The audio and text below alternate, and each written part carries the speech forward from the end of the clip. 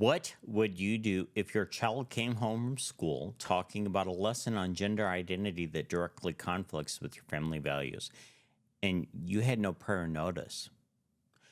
Well, in a major decision that got both sides of the aisle talking, the Supreme Court just took action on that very issue. And today we're going to break down what happened, what it means for parental rights, and how you can take action in your own school district.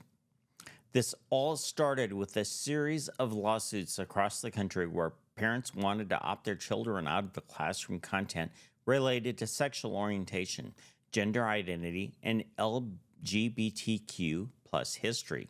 This ruling covered Montgomery County, Maryland, where Muslim and Christian parents sued the district over mandatory LGBTQ plus readings for K through 5 without opt-out options.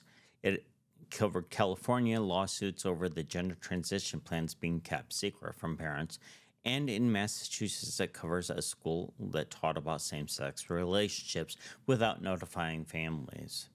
In each of these cases, the core issue wasn't about hating or discriminating. It was about authority. Who gets to decide what values our kids are taught? Contrary to some headlines, the Supreme Court didn't create a new right to opt out.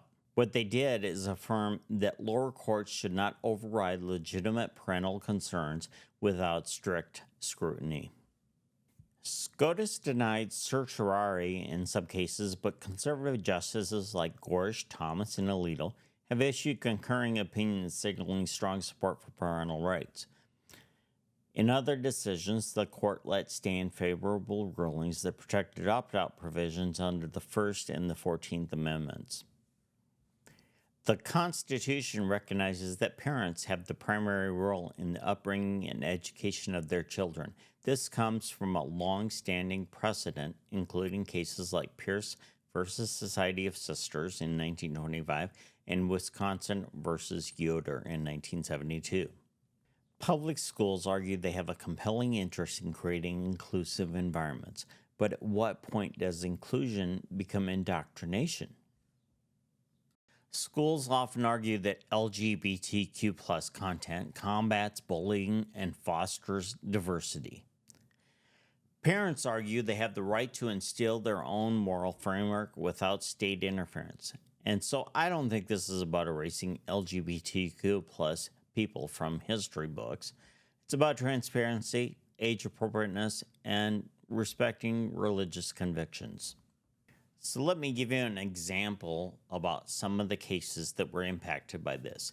In this case, the first one, it's a parental victory because in Virginia, a judge ruled in favor of parents who sued over gender identity curriculum, stating it violated parental rights under state law.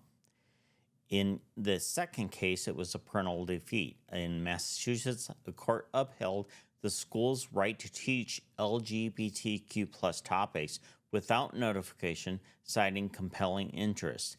These mixed results show how important local elections and school boards are because federal courts don't have a one-size-fits-all ruling yet.